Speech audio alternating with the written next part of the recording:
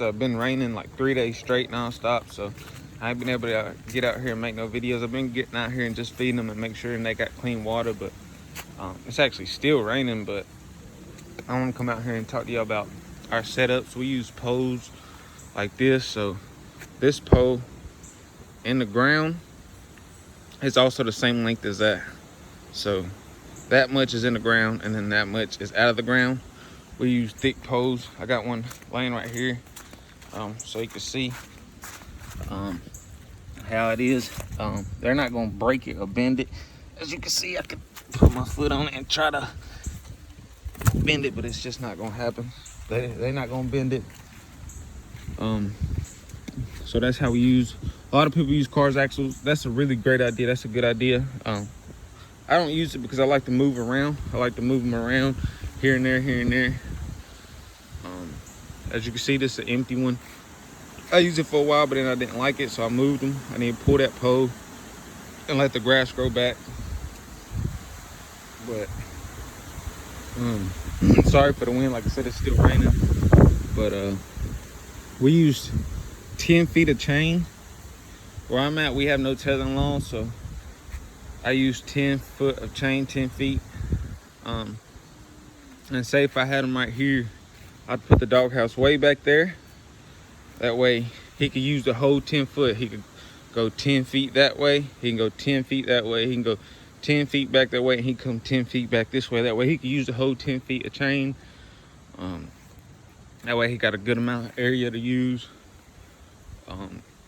Our chains, the way we set up our chains, we don't just get a big dog or have a big dog and put them on a big chain. We base it on the dog itself. So we'll take Fat as an example. She's 7 years old. You know, she's not a chain hitter. She's pretty calm because she is an older dog. So there wasn't no need to put no huge chain on her. Now, I'm not gonna put no small chain that I know she could snap if she was to hit the chain. Cause sometimes she may hit the chain every once in a while. Like if a chicken comes by, you know, whatever the case may be, squirrels in the tree, she will hit the chain real hard. So I'm not gonna put no small chain on her.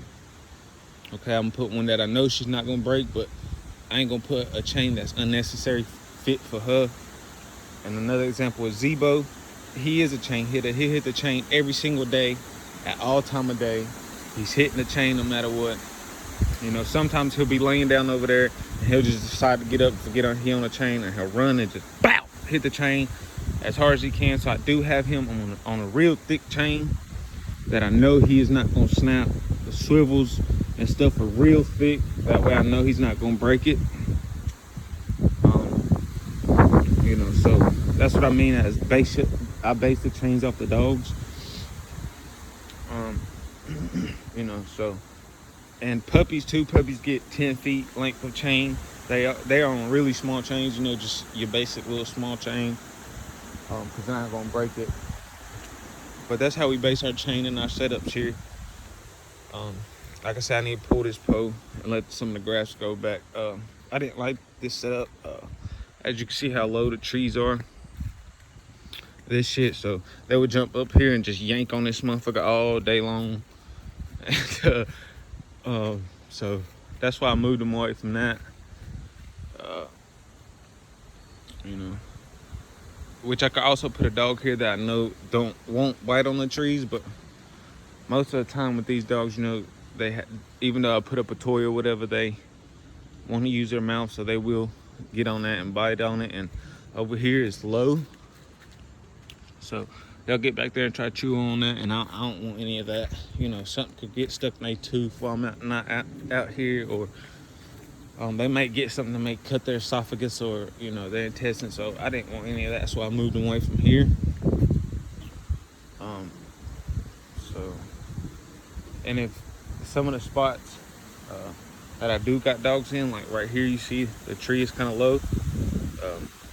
If I do see them, you know, biting on it, I'll cut him down, or I'll move him and put a dog there that may not worry about the trees or whatever. But that's how we do our chain setups here.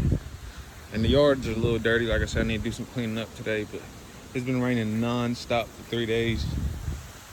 But I want to tell y'all a little bit how we do our chains here. 10 feet. I base the chains on the dogs. If the dog's a heavy hitter or a heavy chain hitter, we'll put him on a thicker chain. If he's more calm and relaxed, we'll still put him on something that I know he's not gonna break, but it don't have to be nowhere as thick. But that's how we do. And I'm gonna get some more videos out. Like I said, it's just been raining non-stop, so bear with me. We'll get them out here, and we'll explain to y'all, and we'll get more knowledge to y'all and show some of our great dogs. But shout out to everybody. Shout out to the true dogman.